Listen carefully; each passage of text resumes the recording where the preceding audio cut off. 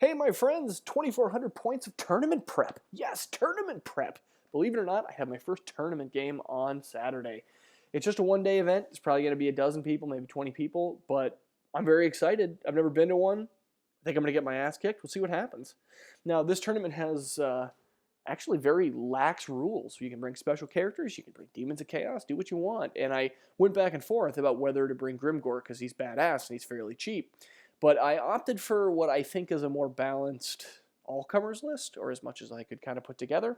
So I only have one day from posting this video before Saturday, like kind of one full day. But if you see suggestions or things you don't like in the list, go ahead, post them. You know, I've got time to make changes if I want. But anyway, this game was just some practice because one of the other guys is going to the tournament. I met him, just moved here from New York. His name's Lucas. He's a great guy. He plays Nurgle Warriors of Chaos. We wanted to get a practice game in. So here it is. This is what we got. I threw this picture in here because I was sitting at my desk all day, excited, trying to work. Know I have Warhammer after work. And I made the mistake of putting the Warhammer like on my desk. So out of the left side of my vision all day, this thing was just nagging at me, reminding me that the clock is moving really slowly. It just made the day drag by. I threw this picture in because I wanted to actually talk about this table work case I got. I thought it'd be kind of helpful to talk about it. Like, I picked this one up. I saw a couple websites talking about it, maybe a YouTube video a while ago that just showed it. And I think this case is fantastic. So the idea is it's got these shelves that you can adjust the height on, and then you can just set your guys on those shelves. And if you go the extra mile and you put metal sheets on those shelves and epoxy them in, then you can magnetize the bottom of your movement trays. And then the guys are magnetized to the movement trays are magnetized to the shelves, nobody moves. So with this awesome case, and it looks cool because it's showing you all the guys in the front, it presents your dudes well, you don't have to put the guys in foam. You can, like, you know, really normally move your stuff around. You obviously can't pack it on an airplane or anything, but the magnets hold it well enough so you can transport your guys and drive around town and then just pull the entire unit in its movement tray off, and there you're ready to play. You don't have to take it out of foam. I friggin' love this thing. It was like $200. I talked them down to $160, but then it was like $50 for shipping. But if you go to Adepticon or something like that, then there is no shipping. So it would definitely be worth getting it there. I think it's like $160 or $150 Adepticon price. Anyway, I can't recommend this thing enough. It has made my life easy, and like everyone at the clubs who sees it is like, I didn't even know something like that existed. So I thought it'd be helpful to point this out. Guys, it's totally worth it. There ends the spiel. But here's the game. Okay, we've got Chaos at the top, Orcs and Goblins on the bottom. You can see the board is pretty open, just a couple hills, couple forests, and just battle line scenario, no big deal. So my opponent has a Nurgle Chaos list. Most things are marked Nurgle, but not necessarily everything. It's all modeled Nurgle. You can see he's got like eyeballs morphed onto his horse. These guys look great. Lucas did a really good job with this. So he's got 5 Marauder Horsemen, 5 Dogs. He's got a core Nurgle Chariot. He's got a level 1 with Death. That level 1 is one who knows Purple Sun. Then he has a level 3 with the Spell Familiar, so he still gets 4 spells. That's his general, also knows Lore of Death. Then he has his BSB in that unit as well. And there's something like probably right in the neighborhood of 20, if I'm looking at it, Warriors, Mark Nurgle, Hand, Weapon, Shield. So that's going to be a pretty decent block. Then if that wasn't bad enough, we have 10 Trolls. Oh, it's a lot. It's going to be a pain to get through. He has a Chimera behind him, which is like, you know, the flying, really painful troll because it has regen, flying, and a flaming breath weapon, and it's just an all-around pain in the ass. So he could be tough too. Then he has a second Nurgle Chariot, a Hell Cannon that he's modeled to look all Nurgle-like, and 5 more dogs. So here's the one screen of everything I brought. Up front, we have the 2 vanguarding screens of wolves, even though it looks like spiders. Those are Goblin Wolf Riders, groups of 5. They only have musicians. Points were tight.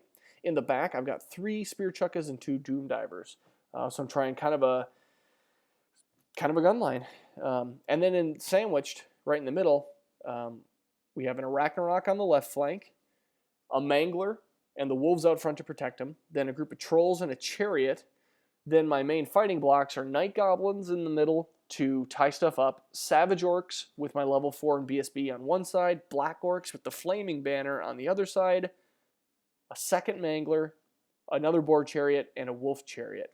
So the idea is I've got a couple things on the flanks, the Arachnarok and the Black Orcs on the flanks that can swing in, or I can choose to match the Black Orcs up with someone who has regen. You can see I kind of, he's not exactly straight across from the trolls, but enough that I feel like at the beginning of the game at deployment, I figured I could swing into them or to the Chimera if it was leading. And then, hopefully those wolves can run a little bit of interference to stop guys from running on the Manglers. And then whoever gets into combat, if the Night Goblins get into combat, ram a couple chariots up their ass. That's what I'm going for, and then shoot in the meantime. So here is what I did my Vanguard movements. I did the one on the left first, and that actually meant his dogs couldn't get any closer than the starting line. And I did the same thing on the right. His Marauder Horsemen were able to scoot around, though. All right. Chaos turn 1. He moves his Marauder Horsemen out of the line of sight of my chariot, and that's just bad play on my part. I didn't need to face the front of the board, so I will remember that for the tournament. I could have still been a threat to him. But now he's out of my line of sight. He moves his dogs into my Wolf Riders. Then everyone else just moves up. His other flank of dogs here just move in front of mine to be a pest, but they don't charge. His trolls move up really quickly. We start to get right toward the middle of the board. His Chimera just stays behind, and his warriors and chariot move up. Chariot's kind of taking a little refuge behind the building there from some of my shooting. We go into Magic. It's 12 dice to 6. So right off the bat, boxcars versus 6 here. He throws 6 dice from his level 1, casting Purple Sun, and he's trying to throw it down my Black Orcs. And he ends up failing to cast by 1. I mean, that's the goal. That's the problem. He rolled really badly, and Purple Sun's not that hard to cast. So I lucked out big time. But him being a level 1 was pretty critical in that. So now we're even on dice. He throws 3 dice at Treason of Tzeentch on the Mangler. I dispel it with 4 because that'll probably kill it. It's got like a leadership of 4 or something. And I want that thing to stick around and do some damage. So I dispel that, and then that frees him up to throw 2 dice at Caress of Landif on my BSB. But he rolled versus my strength, and I didn't have to worry about it. Like, he rolled exactly equal to my strength. So I lucked out there, weathered everything just fine, no problems, and that could have been a really bad phase. By the way, my strategy in this game, and most so far, to try to burn my Dispel Scroll early, because the Night Goblin Shaman is in with my Tar Pit. The second they're in combat, people are going to allocate attacks on him, so I figured, it just allows me to burn the scroll quick and try to get into combat. During shooting, his Hell Cannon aims for the center of my Black Orcs and drifts. And in close combat, believe it or not, my Night Goblins, they do like 3 wounds and chase down the remaining 2. They go like 12 inches, or maybe 11, but unfortunately, they're not protecting my Mangler anymore, but they won combat. Go Goblins. So now we go to Orcs and Goblins turn 1. My Mangler comes flying up within like an inch of the front of the chariot. That was almost right into those Nurgle warriors. So now he's going to have to deal with it. I'm very excited about that. The Goblins release the Fanatics about an inch before where they are in this picture. I send one of them in toward the Nurgle warriors, and it goes in, kills 2. That's great. And now he's going to be bouncing around the back. I sent the other one toward the middle. I know those are trolls and they're going to regen, and it doesn't really matter, but my goal was if he went far enough, I would get in the way of where I'm going to be screening with my dogs and where that chariot wants to go. So I figured, you know what, this Mangler's not going to do much anyway. I can just put him out there and hopefully he'll be in the way and slow them down. Now for the rest of crazy movement. First thing I do on the left, I charge my Arachnarok at his dogs, because I notice his dogs are not in the general's leadership bubble. And I have a force a terror check. He fails and flees through his chariot there. His chariot does not panic being in the general's leadership. And but he's got some running dogs, so my Arachnarok fails his charge. No one else charges. My Mangler moves up, as you can see, and I move the Wolf Riders that are proxied by spiders in front of him. Now I've kind of got this wall is what I was planning for. The Mangler's there, the Wolves are in front, Fanatics there. If he doesn't do anything, I'll just go right through my own Wolves. I don't care. We'll see what happens. I move my Trolls behind the Mangler so they can kind of come in its wake and smash into something. My Chariot comes around, and I leave my Savages and my Black Orcs where they are. I want to use Hand of Gork to move my Black Orcs. Either my Night Goblins are going to get up far enough, fast enough that I can cross behind with the Black Orcs and get them into the Trolls, or I'm just going to have to use Hand of Gork. And initially I expected to bring the Black Orcs out in front and to cross over and to go at those Trolls, but I realized I was just going to, basically be exposing the flank of the Black Orcs. And I have plans for, the Night Goblins need to be a tar pit. So now in deployment, I have to kind of think about this for the tournament. You don't have that much mobility. You have to kind of, unless you're going to have Hand of Gork reliable, it's hard to cross in front of these other guys. They're all so big. Anyway, the only other thing, I moved my chariots up on the right. I moved the boar chariot up, and I moved the wolf chariot to turn and face the Marauder horsemen to shoot at them. And next turn to charge them. We go to Magic. Where's my list here? It's 10 dice to 6, so I've got a pretty good lead. First thing I do, I take 3 dice. I probably only needed 2, and I throw it at the poison spell. It's the only spell my level 1 knows, and I'm going to put poison on my Night Goblins so that, if he's going to come in, maybe I'll do some wounds. Maybe my goal here is not to get it off. It's to get him to say, I don't want the tar pit having poison, so I'm going to dispel it. And he does. I roll, even with my magic die. I forgot to roll it at the time. We rolled it later. It wasn't a 1. But casting the spell succeeded. For my purposes, it drew like 4 of his dispel dice, so I'm feeling good about that. Next, my goal is to throw a couple dice at foot of Gork, draw the dispel scroll, and then I can have 3 dice remaining to move my Black Orcs. And unfortunately, with my 4 dice, I irresistibly cast foot of Gork. I did not want to do that.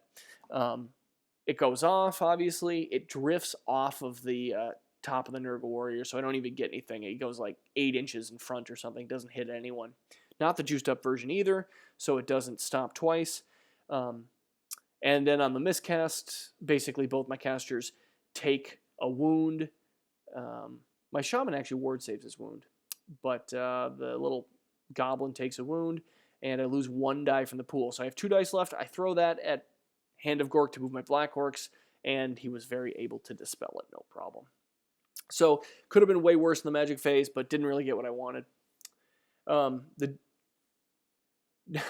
The goblin bows on the back of the wolf chariot can really be good versus chaff. I mean, they almost never hit, but in situations like this, I managed to hit with 1 and wound with 1. So now they're down to 4. The spear chuck over here takes aim, fires, and kills 1, panics them now, and they run off the board. So I really like having this, especially as soon as these guys start getting in range where it's not 5 to hit with the spear chuckers, it's 4. It's going to be even better, but way to go, bows on the goblin chariot. Very happy there. I shot the Doom Diver. Let's see. What did I do? I shot the Doom Diver here, and he skidded, I think, or skid or whatever. He misfired and rolled.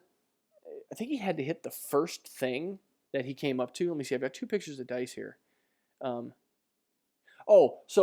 shot my first Doom Diver at the Nurgle Warriors, and this was to show that I only, of the 4 hits, none of them wounded, and I was like, oh, that sucks, what the hell. And then I shot the second Doom Diver at the Nurgle Warriors, and misfired, where it did the skid marks thing, where he goes flying along the ground and hits the first thing that lies in his path, and I actually hit my own chariot and only managed to do 1 wound to it. So while I was bitching about this, like, oh god, look at my luck, I could have blown my own chariot up here and only did 1 wound. So I actually was feeling pretty good about that. The other 2 spear chuckers miss, and this is basically what it looks like at the end of turn. What's this? End of turn 2? End of turn 1.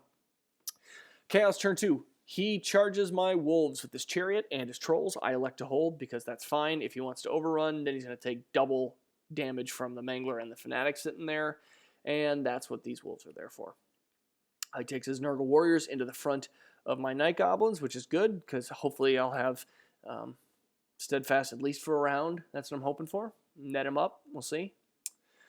He has his chariot too close to this building. He realizes he can't actually turn to get out of the way, so he had to just straight back up. So if I want to go after him, he's going to be very easy to catch at this point, but we'll see. And I put all these arrows by this Night Goblin champion, this fanatic, this leader of men, because he happened to end up here and caused a march block on this Chimera. So I don't know what plans my opponent had for the Chimera, but when he looked down, he was looking at positioning, and he could only fly 10. He was like, I'm just going to hold him back, which is great for me, because 1, I don't have to deal with this frickin' Chimera right now. 2, it's funny as hell that a little lone fanatic scared this thing. And 3, look where he is. Look where my manglers are. I think I can hit all 3 groups. If he doesn't, like, overrun those trolls into me, I'm just going to send manglers right up his ass. All over these guys. I'm very excited. I'm like, oh, yeah. So the MVP right here is this fanatic who just saved the day. During shooting, did we forget magic? Sorry, let me look at my notes really quick. Yeah, so it's 7-4. He throws 5 dice at Purple Sun. Oh yeah, you can see the arrow right there. He throws 5 dice at Purple Sun. I dispel it with the Dispel Scroll because, hey, I'm about to lose my Shaman anyway. And then he throws Spirit Leech at my BSB, and I have more than enough dice to dispel it. The Hell Cannon aims for the center of the Black Orcs again and drifts, but does still kill 4. And in close combat, he was only able to kill 5, which wasn't bad. I mean, I netted him, so he was down 1 strength, but it's still 4s to wound. But I did nothing to him and was steadfast and stuck. So 5 I can live with. In close combat over here, he kills my chariot, or he kills my wolves on impact hits alone, and the chariot overruns in the trolls, and he elects not to overrun with his trolls. He overruns into my trolls and stays where he is with his trolls. So now I'm very happy. Here is a picture of the end of the board, and we go to Orcs and Goblins Destructo turn. So first things first, let's play this cool. Charge. So I declare a charge, go right into his flank, impact hits and impact hits. Let's see what happens here. Now I'm going to try to show what happened here because it's awesome. This is a picture after everything had happened, but first, the Mangler Squig that was where this arrow originates and is actually currently where it stops, he is able to go through the Trolls, the Chimera, and the back of the Nurgle Warriors. Fantastic. Does a bunch of wounds.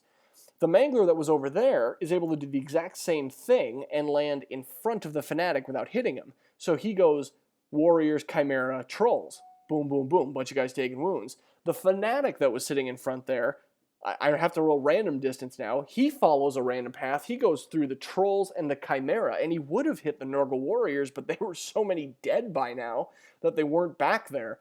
Just their tray was. And he lands in the Mangler Squig that had gone up in the first place and kills the Mangler Squig and himself. And then at the end of all things, another random direction, this Fanatic goes 11 inches in the exact right direction and just puts 2 wounds on this chariot. It was just like the best thing ever. So when all is said and done, I think I did 7. It could have been as many as like 9. It was tough to count. Wounds on the Trolls. And that's pretty good because they had regen. They were 50-50 on everything. I killed his Chimera as well, and I think I landed 6 wounds, and that's after he regened a bunch too. That's fantastic. And I killed like 9 Nurgle Warriors, and that was only with 2 guys going through the Nurgle Warriors. It was awesome. So here's a picture of it all cleaned up. I couldn't have been happier. This now suddenly Steadfast is not going to be an issue unless he rolls up some nasty buffs or he just rolls high. Now my dudes are going to be Steadfast, my Goblins, and I'm feeling much better. Those Trolls, they're still terrifying just in terms of what the hell am I going to do to deal with them. I got to get those Black Orcs over there. So that's compulsory movement for my turn. Rest of movement. My Arachnarok didn't have any good targets, and I just moved him up here so that next turn he could flank charge something. The only problem here is, in my mind, I was viewing the Hell Cannon as just a war machine, but it's not. It's a nasty beast. And after I moved it, I realized, holy crap, he could just charge right into the flank of me. Now, I'm not sure if he wants to do that. You know, I've got 8 wounds, and I've got 8 poison attacks and 8 stupid attacks that won't hit. And I'm, you know, stubborn only on a 6, but if I can get my general over there for some reason, then, you know, I might be... Yeah, the Hell Cannon's hard to kill, but I think that Arachnarok might also be hard to kill. So who knows what he's going to do. I kind of felt bad about it this time. I was like, I didn't anticipate this. But I leave my Savages and my Black Orcs where they are because I'm going to have to rely on Hand of Gork to move my Black Orcs. That's the plan. That's why that orange arrow is there. I'm leaving room for them, and I'm keeping the leadership bubble where I want it. The 2 chariots on the right, they turn to face inward, so that next round I can help those Night Goblins out and slam into the flank, and that's my plan. Yeah, I guess this picture represented magic as well. It was 6 dice to 6, straight up even. I threw 6 dice at Hand of Gork, and he used his Dispel Scroll, which I had thought he pulled out already, but he hadn't. Sadly, Dispel Scroll. But that would have been nice if I had gotten it, but what the hell can you do? The first Doom Diver puts 1 wound on the chariot only, so now it's sitting on 2 more wounds, I think. So in close combat over here, my impact hits, I guess I should say the rest of the shooting was inconsequential if I don't mention it. Impact hits over here, I do nothing. I swing for my attacks from my chariot, I do nothing. And just going like a robot, I pick up the dice for all the attacks. I know trolls have 3, and I roll them, and like right after rolling them, I'm like, wait, why did I attack? I was supposed to puke. The whole reason I brought trolls, besides having regen, was that I could throw up on things I couldn't hit. And they would have been auto hits, and I probably would have been able to wound, and then I would have won combat because I would have landed 3 on him and had a flank. But instead, he's a Nurgle chariot. I opted to swing at him with weapon skill 3 guys. I'm just retarded, and I lose combat because he lands 2 wounds on my trolls with impact hits and puts 1 on my chariot with combat. My chariot, thank God, sticks with the reroll, and my trolls, they're out of there, baby. And that's my own fault. If those guys are still technically in leadership bubble right there, I think. But if they run off the board, that's what I deserve. It's a painful lesson for not remembering to puke, and I have to drive that lesson home for the tournament. In close combat over here, I still haven't like mitigated any of the attacks that would have come in, even though this unit is way small, and he just whiffed a lot of attacks. Again, he only did 5. I mean, it was like he's netted, but he's still wounding on 4s. And hitting on 3s, but he just rolled really poorly. And he's got his BSB in there and his caster and his general. There are a lot of attacks. So again, more luck for me. And here is the end of turn picture. Chaos turn 3. Mangler Squig be damned. He's had enough of it. He's going to charge right through it. He charges through it. I do 5 wounds to him. 5 hits. I think it was like 8 hits maybe. I don't want to guess. Basically, he has 3d6 strength 6 hits. I land 5 wounds only, which I thought was kind of low, and then he regened 3 of them. So that sucks. But hey, Mangler Squigs did a bunch there. It's just, with regen, man, it just goes all day. So he gets into the side of the chariot here. He tries for a Hail Mary, like he needs a 12 on his chariot to get into my Black Orcs, but he doesn't want them coming in. He tries and fails. And then he tries to just get some points, dogs on wolves, and fails his charge up here too. During Magic, it's 12 dice to 6, and I'm thinking, oh god, boxcars on Magic, here it comes. Here comes the luck. He throws 4 dice at Spirit Leech, and I let it go. He's targeting my BSB. You know, he's got Purple Sun, and I'm still holding out hope that I get those Black Orcs over there. He's got the Toughness debuff. He's got Soul Blight. He's got a couple of things. I have to maybe sacrifice the BSB. The BSB only has a 5-up ward, but it's got to happen. So he throws 4 dice at Spirit Leech. I let it go. And we tie on the roll. So I lucked out again. It's like, holy crap, he could have been dead again. I lucked out. He throws the next 4 dice at Caress of Landif. That's the strength test thing again. And I pass. By I pass means he rolled equal to my strength.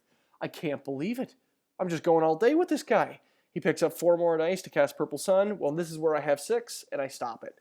So another Boxcars Magic phase I was able to stop without a scroll, just based on luck and low-level caster. It was awesome. You can just look at the dice and see where the Hell Cannon shot went here. He was aiming for the Savages this time and went 10 inches off into nothing. And, of course, he does not forget to puke, and my chariot is toast. Over here, 6 wounds. That's it. Yeah, looks like 7. That's it. I'm still steadfast, and I stick. I do not stick the first time, but thanks to the reroll, I'm sticking around. So now I'm realizing it's too late. I can't get them over there. I can't wait for another Magic phase to try to get my Black Orcs over there. I have to help those Night Goblins out. I mean, I don't need them to survive, but I don't want the Warriors freed up. So Orcs and Goblins turn 3 is the bold turn. Everything charges. If you have feet, you're charging. Especially if you have like 8 feet, Mr. Ragnarok. I thought about this a bit, decided, you know what, we're going for the whole thing. A Ragnarok into the rear of the Trolls, Savages into the front. I've got a lot of static combat res there, and I'll fight the fight with his General first, so hopefully I can break him. You know, he's going to regen a ton of these attacks, but between combat res, running him down, and killing the General first, that's what I'm hoping for. I throw 2 Chariots into the flank of the Nurgle Warriors. I throw the Black Orcs into the front. It's a little more than corner to corner, so I've got 4 Black Orcs that can help out in that combat, so hopefully that'll be enough. And then, oh, up top, I'm feeling bold. I'm putting 3 wolves into 5 dogs. I'm going to lose them. I don't care. Screw it. I won't do that in the tournament. My trolls rally, which, probably shouldn't have, just to teach me a lesson. I think they might have rallied on their own leadership. I can't remember, but they rallied, and now they're ready to come help out. So we go to Magic. It's 8 dice to 4. And I remember this because I thought, hey, I have 2 spells I want to cast, 8 dice. I'll do 4 on each, and I'll get one of them. I got Fist of Gork first because it wasn't the one I really wanted. I'd be fine with it. +3 strength, +3 attacks. That'll help out. It goes through. He tries to dispel that one first. That was the one he was most worried about. And he just missed it. He missed it on the dispel. Once again, I got super lucky on Magic. And then that leaves me free. I get Ear We Go off. So now it's 2d6 random distance. I wasn't able to affect the orcs on the right side of the screen, just the savages. But now that's going to help. Like, yay for Magic again. During shooting, this Doom Diver finishes off this chariot. And it says I put 2 wounds in this guy, but I swear he was already wounded. If he was already wounded with 2, I don't know what the hell I did to him. Up here, well, apparently I was too bold with these goblins because they died before they really even got to do anything. That's what they get. And we go to combat over here. He declares a challenge, and I have no champion left with the exception of the Black Orcs, and I don't have to accept, so I say no. That will limit too many attacks. Black Orcs, I decided to go Great Weapons because I just didn't want to worry about his 3-up armor save. So went Great Weapons on the Black Orcs. He only killed 3, and he put all of his attacks onto those goblins. He only killed 3. It was a little unbelievable. I killed... I'm sorry, I take that back. It wasn't that unbelievable. It was because he probably should have done better, but I did 2 rounds of impact hits and killed 5 guys off the impact hits. Then I killed 1 more from a Black Orc. And still netted them, did not net myself. And when it was all said and done, he had to, I think it was Snake Eyes? Trying to remember with combat res. 3, yeah, I think he needed, I think he needed a 3 to stick, and he rolled a 4, but broke. I chased with everyone, and only the Black Orcs caught him. He would have got away with everyone else with the other 3 guys. Even the guys with Swift Stride, it was 3 inches, 4 inches. Night Goblins were 2 inches, and the Black Orcs rolled out of 12 or something. So the Black Orcs, so you can see this is where they end up here. And but I didn't wipe them out. My goal was to hopefully wipe that combat out so that I could overrun with the chariots and help out with the trolls. But I think that was more wishful thinking than was likely to happen. But when it's all said and done, I swing with my Arachnarok at the trolls. Venom Surge gets saved with regen, so I couldn't just kill one outright there. I do 10 wounds to him. He swings back, kills 7. I think I make 1 ward save altogether. It was just a total waste of having my ward save. And without the general there and losing by all that combat res, he needs Insane Courage, and he breaks. So that is the game. Call it here.